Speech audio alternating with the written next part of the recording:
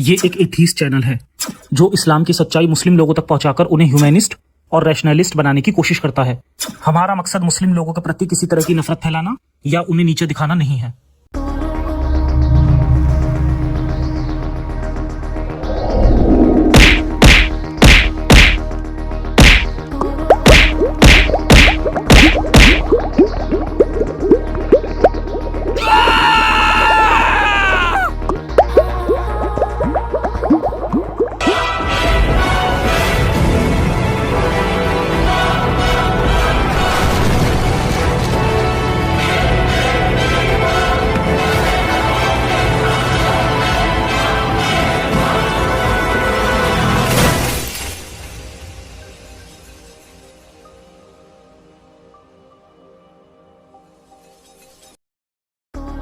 जय हिंद, जय इंसानियत। मैं हूं जफर हेरेटिक, आपका दोस्त, आपका होस्ट। ये कमेंट रिप्लाई सीरीज का 17वां वीडियो है। एक बार फिर से वीडियो बहुत ज्यादा नॉलेजेबल होने वाला है, तो वीडियो को पूरा देखिए। तो शुरू करते हैं इंसानियत के नाम से। एंडलेस इस्लाम का कमेंट, और साल में 8 लाख से ज्यादा लोग इस्लाम कबूल कर रहे हैं। शोएब भाई का भी रट्टा। अल्हम्दुलिल्लाह, इस्लाम तेजी से फैल रहा है। 5 सालों में 35 लाख लोगों ने इस्लाम कबूल किया। अच्छा, इनसे गैब्रियल ने पूछा कि 5 सालों में 35 लाख ने इस्लाम कबूल किया, इस खबर का लिंक दीजिए, या तो बता दीजिए कि आपको ये खबर कहाँ से मिली, मैं सर्च कर लूंगा, थैंक्स। सोहेब भाई ने आज तक गिब्राइल को जवाब नहीं दिया। बिग स्टडी ब्रेन, एक्स मुस्लिम केवल यूट्यूब पर दिखते हैं, वरना मुस्लिम तो डेली 2 गुना बढ़ रहे हैं। वाह, क्या बिग स्टडी है। मुस्लिम डेली 2 गुना बढ़ रहे हैं, मतलब कि आज 200 करोड़ तो कल 400 करोड़, नेक्स्ट डे 8 गुना, उसके 16 गुना, 32 गुना। भैया, इस फ्रॉड की बातों में मत आना। करोड़ छोड़ो, ये हमें रोड पे ले आएगा। लगता है जमीन और समुद्र के सारे जानवर मुस्लिम बनना है। यही तो इनकी बिग स्टडी है।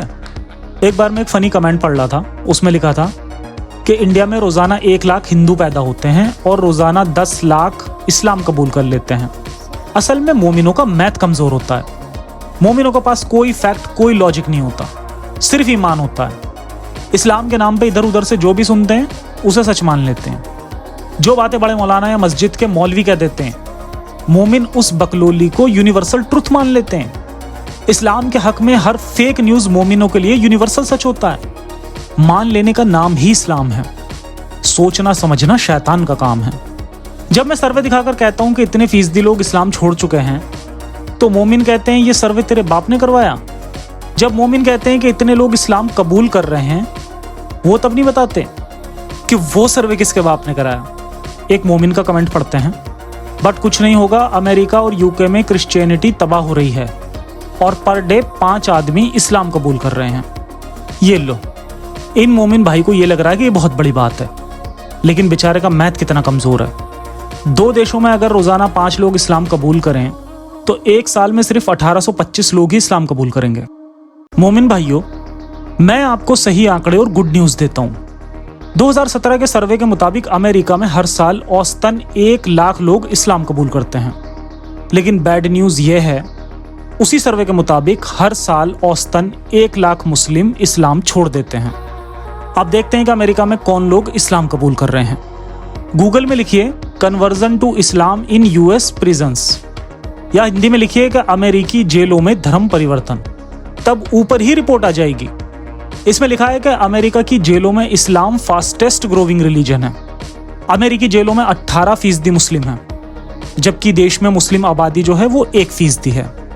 अमेरिका में 1% मुस्लिम हैं, तो जेलों में 18% क्यों हैं? आइए वजह जानते हैं। अमेरिका में अफ्रीकन आबादी करीब 13% है, लेकिन करीब 55% क्राइम अफ्रीकन करते हैं। इस वजह से अमेरिका में क्राइम रेट ज्यादा है। अमेरिका की जेलों में 40% अफ्रीकन हैं और वो इस्लाम कबूल कर रहे हैं। 2003 में FBI ने एस्टीमेट लगाया कि अमेरिका की जेलों में हर साल 30-40 हजार अफ्रीकन अपराधी इस्लाम कबूल कर रहे हैं। पिछले 20 सालों में यह आंकड़ा 2 गुना हो गया होगा। अमेरिका में हर साल जो 1 लाख लोग इस्लाम कबूल करते हैं, उनमें ज्यादातर अफ्रीकन और अफ्रीकन अपराधी होते हैं। इसी वजह से जेलों में 18% मुस्लिम हैं। आइए मैटर को ठीक से समझते हैं। अमेरिका में कुछ सदियों पहले अफ्रीकी लोगों को गुलाम बनाकर लाया गया था। वो मुस्लिम थे। जब गुलामी खत्म की गई तो वो ईसाई बन गए, लेकिन जुल्म और जिल्लत भरे इतिहास और नस्ली नफरत ने उन्हें हिंसक बना दिया। यही वजह से उनमें क्रिमिनल एटीट्यूड ज्यादा है। उनके एंसेस्टर भी मुस्लिम थे और अब वो नफरत की वजह से फिर से मुस्लिम बन रहे हैं। नतीजा यह है कि अमेरिका में हर साल 1 लाख मुस्लिम इस्लाम छोड़ रहे हैं और 1 लाख अफ्रीकन इस्लाम कबूल कर रहे हैं, जिनमें की ज्यादातर अपराधी हैं। अमेरिका में अब 1 से 1.5% मुस्लिम हैं। मुस्लिम चाहे तो खुश हो सकते हैं। अमेरिका में 25 से 30% एथीस्ट, एग्नोस्टिक और नॉन रिलीजियस हैं। यूके में करीब 6% मुस्लिम हैं। इस बात पे मुस्लिम खुश हो सकते हैं। लेकिन वहीं यूके में 22% नॉन रिलीजियस, एथीस्ट और एग्नोस्टिक हैं। इसलिए हम बहुत खुश हो सकते हैं। दुनिया में कोई भी रिलीजन फैल नहीं रहा, सिर्फ एथीज्म फैल रहा है और बहुत तेजी से फैल रहा है। खैर, आगे बढ़ते हैं। मोमिनों के लिए साइंस का मतलब क्या है? जितनी साइंस कुरान से निकाली जा चुकी है उतनी साइंस सही है। जो साइंस कुरान के खिलाफ है वो गलत है। मोमिनों के लिए नासा की फुल फॉर्म है नसीम अली सलीम अली या नसीम अहमद सलीम अहमद। इन्होंने जो कह दिया समझो नासा ने कह दिया। ऑफिशियल जियान सैफी का कमेंट। जियान सैफी की प्रोफाइल पिक्चर मस्त है। पहले पिक्चर देखते हैं फिर कमेंट पढ़ूंगा। वाह मेरे लाल, ऊपर से नीचे तक लाल ही लाल। भाई आपकी गजब की ड्रेस सेंस है सैफी भाई, लाल जोड़े में अच्छे लग रहे हो। लेकिन एक बात का ख्याल रखना, आसपास कोई सांड ना हो। सुना है सांड लाल रंग देखकर भड़क जाता है। आप तो पूरे लाल हैं, सांड आपका बहुत बुरा हाल करेगा, तो ख्याल रखें अपना। खैर, अब कमेंट पढ़ते हैं।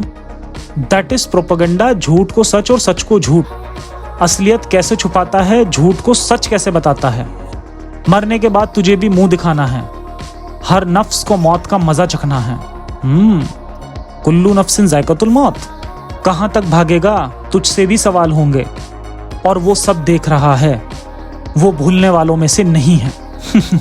जियान जी, जिस टाइप का आपका ड्रेसिंग सेंस है, कमेंट भी उसी टाइप का है।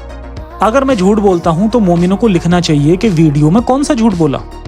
आपकी तरह बहुत सारे मोमिन लिखते हैं कि मरने के बाद अल्लाह सवाल पूछेगा तो क्या जवाब दोगे।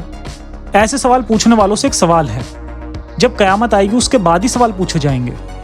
अरबों लोग मर चुके हैं, जब तक कयामत होगी तब तक खरबों लोग मर चुके होंगे। मान लीजिए कि अल्लाह हर बंदे से सिर्फ 5-6 मिनट सवाल पूछेगा। अगर अल्लाह दिन रात बिना आराम किए सवाल पूछता रहे तो भी 1 साल में सिर्फ 1 लाख से ही सवाल पूछ पाएगा। 1 करोड़ से पूछेगा तो 100 साल लग जाएंगे। 100 करोड़ से पूछेगा तो 10,000 साल लग जाएंगे। अगर 100 अरब लोगों से अल्लाह सिर्फ 5-6 मिनट भी सवाल पूछेगा तो 10 लाख साल सिर्फ सवाल पूछने में लग जाएंगे। वेटिंग रूम में बैठे या लाइन में खड़े लाखों साल बीत जाएंगे। मोमिन भाइयों, अल्लाह को मैनेजमेंट नहीं आता, उसे खुद सवाल पूछने की क्या जरूरत है। लाखों फरिश्ते हैं, उन्हें काम बांट देना चाहिए। वैसे भी जब सब देख रहा है, सब जानता है, तो सवाल पूछने की क्या जरूरत है। जन्नत और जहन्नुम में सीधे एंट्री दे देनी चाहिए। असल में अल्लाह का जन्म 1400 साल पहले अरब में हुआ था। तब लोग मैनेजमेंट नहीं जानते थे, इसीलिए अल्लाह भी नहीं जानता था। अंकुश फिल्म का एक गीत याद आ गया, ऊपर वाला क्या मांगेगा और हमसे कोई जवाब, भारी पड़ेगा कहना सुनना हमसे अरे जनाब। जवाब तो हम मांगेंगे, हिसाब तो हम मांगेंगे। अफसोस कोई ऊपर वाला नहीं है। सारे जवाब, सारे हिसाब जिंदगी में देने पड़ते हैं। मर गए तो सारे सवाल, जवाब, हिसाब सब खत्म। बचती है तो सिर्फ लाश। उसे जला दो, दफना दो या जानवरों को खिला दो, कोई फर्क नहीं पड़ता। गिब्राइल जी कहते हैं, इंसान अपने किरदार, व्यवहार और विचारों से अपनी जन्नत या जहन्नुम बनाता है और वो उसके अंदर होती है। इंसान उसके साथ जीता है। मरने के बाद सब खत्म। अच्छा इंसान मरने के बाद भी लोगों की यादों में जिंदा रहता है, बुरा इंसान मर जाता है। एक वीडियो में मैंने एक मौलाना के 7 कमेंट दिखाकर जवाब दिया था। उसके बारे में प्यारा दीन इस्लाम का कमेंट, यारो ये फेक आईडी से कमेंट करके कहानी बना रहा। तो प्यारे दीने, अब अपने कमेंट्स को भी फेक कह देना। खैर, दूसरा कमेंट, कुछ भी कहो जवाब मिलेगा कहने वाले हमारे सामने बैठकर जवाब दो यार। तीसरा कमेंट, अरे नादान मोच से बात कर, अगर तू सच्चा है तू कई को नफरत बांट रहा, आप कितनी भी कोशिश कर लो इस्लाम उतना ही इज्जत पाएगा। चौथा कमेंट, जफर नादान A to Z जोट बोला, झूठ बोलना तो कोई इस महान छपरी से सीखे और कहता कि इंसानियत की बात करते हम। प्यारे दी ने 4 कमेंट में एक बात भी जवाब देने लायक नहीं मिली और तुम बोलते हो कि सामने बैठकर मुझ से बात कर। वैसे प्यारा दीन जी, आप मुझसे भी बड़े यूट्यूबर हो, मेरे किसी भी वीडियो पे 1 मिलियन व्यू नहीं है, आपके हैं।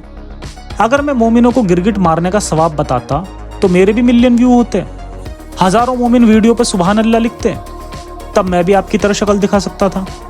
अब तो मैं किसी को बता भी नहीं सकता कि मैं यूट्यूबर हूँ। अगर मैं इस्लाम को प्रमोट करता तो अल्लाह मुझे 72 नहीं 7200 हूरे गिफ्ट करता। अब तो अल्लाह ने मेरे लिए अलग से स्पेशल जहन्नुम बनाया होगा।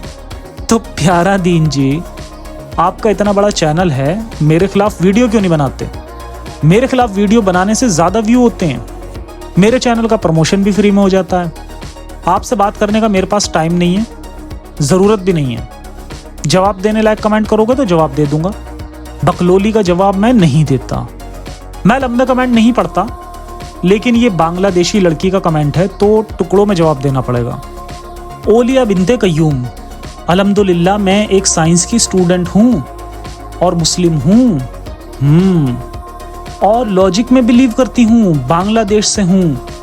मैं मानती हूँ साइंस एंड इस्लाम एक है और लॉजिकल है। थ्योरी ऑफ इवोल्यूशन सिर्फ थ्योरी है, थ्योरी और फैक्ट में फर्क समझते हैं क्या आप? अभी तक प्रूव नहीं हुआ है। पहले इतने कमेंट का जवाब दे देता हूँ। ओलिया बिंदे जी, शायद आप किसी मदरसे में साइंस की स्टूडेंट होंगी। आपने अगर किसी स्कूल कॉलेज में साइंस पढ़ी होती तो आपको साइंटिफिक थ्योरी का मतलब पता होता। गूगल में लिखिए व्हाट इज साइंटिफिक थ्योरी और फिर जवाब पढ़कर अपनी बेवकूफ़ी पे अफसोस कीजिएगा। आगे लिखा है, डॉक्टर जाकिर नालायक जो आपसे बेहतर इस्लाम और साइंस को जानता है। ओलिया बिनते जी, मेडिकल डॉक्टर होने से कोई साइंटिस्ट नहीं बन जाता। जोकर नालायक मक्कार किस्म का मौलाना है और मौलाना ही रहेगा।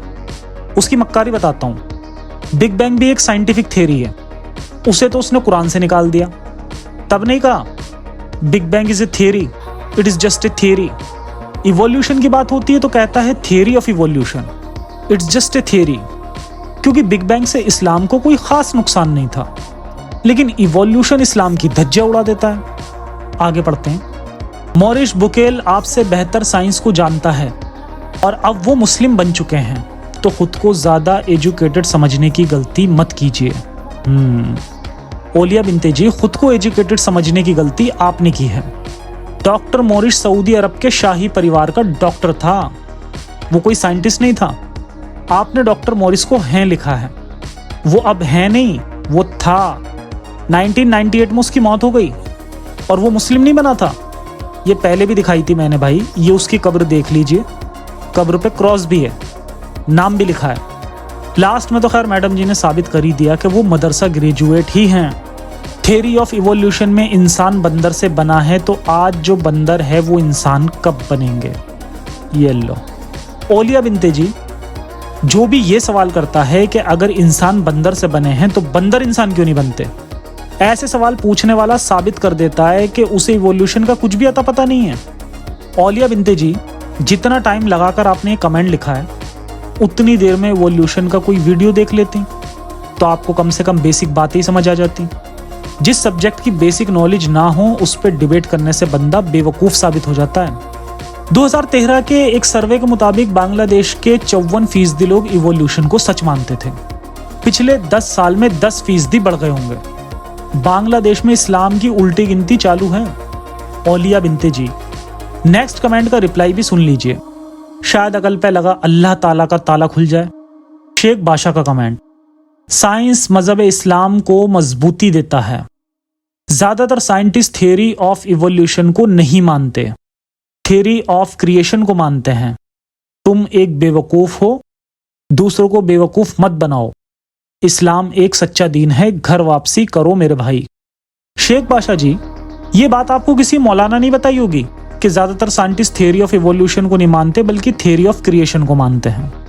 अभी गूगल में लिखिए how many scientist believe in evolution सबसे ऊपर अमेरिका का सर्वे आएगा और उसके मुताबिक 98% साइंटिफिक इवोल्यूशन को सही मानते हैं। उसके बाद गूगल में लिखिए how many scientist believe in theory of creation.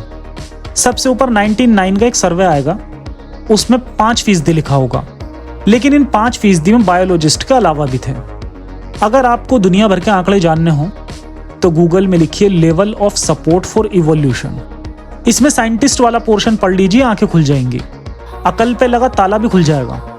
आपने कमेंट में मुझे बेवकूफ लिखा था, ये रिपोर्ट पढ़कर आपको पता चल जाएगा कि बेवकूफ कौन है। आराम अहमद का कमेंट, झूठे कमेंट झूठी वीडियो। अदनान का कमेंट, खुद कमेंट करके खुद ही रिप्लाई देता है। हसीब शेख का कमेंट, सारे सवाल करने वाले तेरे ही भाई के बंदे हैं जो ऐसे बेवकूफ़ी वाले सवाल करते हैं। हसीब शेख जी, मोमिन बेवकूफ़ी वाले कमेंट करते हैं तो मैं क्या करूं? आपने कौन सा समझदारी वाला कमेंट कर दिया? अदनान का कमेंट, इस बेवकूफ़ को ना इस्लाम की पूरी नॉलेज है और ना इसे कोई जेन्युइन कमेंट्स मिलते हैं। ये फेक आईडी से खुद ही कमेंट करता है और यूट्यूब पर उनका रिप्लाई देकर खुद को महान बताता है। अदनान भाई, आप ही जेन्युइन कमेंट कर देते, अब इस फालतू कमेंट का क्या रिप्लाई दूं? नेक्स्ट टाइम रिप्लाई देने लायक कमेंट करना और फिर दिल थाम कर जवाब भी सुन लेना। अशरफ अली का कमेंट, सब कमेंट्स फेक नाम फेक अकाउंट से हैं। वाओ, अच्छा प्रोपेगेंडा है यार, आपका सही है, मतलब बेशर्मी की हद है यार। अशरफ खान जी, आपने सही लिखा, बेशर्मी और बेवकूफ़ी की हद है यार। ऐसे कमेंट पढ़कर एक बात याद आ गई। अल्बर्ट आइंस्टाइन ने कहा था यूनिवर्स और बेवकूफ़ी की कोई हद नहीं हो सकती। इब्राहिम जी कहते हैं जहां बेवकूफ़ी की हद होती है वहीं से अंधा अकीदा शुरू होता है। अंधे अकीदे वाले साबित करते हैं कि बेवकूफ़ी का हमेशा नेक्स्ट लेवल होता है, बेवकूफ़ी की कोई हद नहीं होती। अजीब नाम से एक मोमिन का कमेंट, ऐ मुस्लिम दोस्तों, इस कमीना की बातों में नहीं आना प्लीज़, खुदा के वास्ते, ये सबके ईमान की धज्जियाँ उड़ा रहा है। तो मोमिन भाई, आपका कमेंट किसी मोमिन ने नहीं पढ़ा था, मैंने पढ़ दिया। नेक्स्ट कमेंट में मुझे थैंक्स ज़रूर बोल देना। और हाँ, मेरे वीडियो से ईमान की धज्जियाँ उड़ रही हैं, ये बताकर आपने मेरी हिम्मत बढ़ा दी, आपका बहुत बहुत शुक्रिया। अक्सर मोमिन बिना नॉलेज के कमेंट करते हैं, आज नॉलेज वाले मोमिन का भी कमेंट पढ़ते हैं। नॉलेज वाला लिखते हैं, तुम इंसान जभी बन सकते हो जब तुम मुस्लिम हो। इंसान फर्स्ट क्लास और मुस्लिम PDH, ये फ़र्क है। इंसान को इंसानियत सिखाने वाला धर्म सिर्फ इस्लाम है जो ज़िंदगी जीने के रूल रेगुलेशन देता है, समझे? नॉलेज वाला जी, आपकी बाकी बातें तो समझ गया, सिर्फ एक बात नहीं समझा। आपने लिखा कि इंसान फर्स्ट क्लास का स्टूडेंट है और मुस्लिम PDH है। ये PDH कौन सी डिग्री होती है? मैंने PhD का नाम सुना है लेकिन PDH का नाम नहीं सुना। क्या ये डिग्री मदरसे में मिलती है? नेक्स्ट कमेंट में बस इतनी नॉलेज दे देना, थैंक यू। नॉलेज वाला की नॉलेज का एक और नमूना, दुनिया की शराब नुकसान देती है, जो जन्नत की शराब की बात हो रही है वो नुकसान वाली शराब की बात नहीं हो रही। वो बॉडी को हार्म नहीं करेगी, वो अलग होगी, समझो ब्रो। आपकी बात समझ गया ब्रो, थोड़ा और समझा दीजिए। दुनिया में शराब हराम क्यों है? नशे की वजह से या हेल्थ की वजह से? अगर हेल्थ की वजह से शराब हराम है तो ऐसी शराब जो सेहत का नुकसान नहीं करती वो तो हलाल होनी चाहिए। वैसे भी थोड़ी मात्रा में शराब पीना नुकसान नहीं होता, ज़्यादा पियोगे तो दूध भी नुकसान करता है। जन्नत में सब कुछ ज़्यादा है, नुकसान तो होगा भाई। खैर, मैं दुआ करूँगा कि आप जैसों को अल्लाह जल्दी जन्नत नसीब करें ताकि आप शराब, कबाब और शबाब का मज़ा ले सको, आमीन। आज के लिए इतनी डोज काफ़ी है, जल्द मिलते हैं नए वीडियो के साथ। आइए सब मिलकर ब्लाइंड फेथ और कट्टरता को ख़त्म करें, तभी इंसानियत की जीत होगी। सलामत रहें, इंसानियत हाफिज़।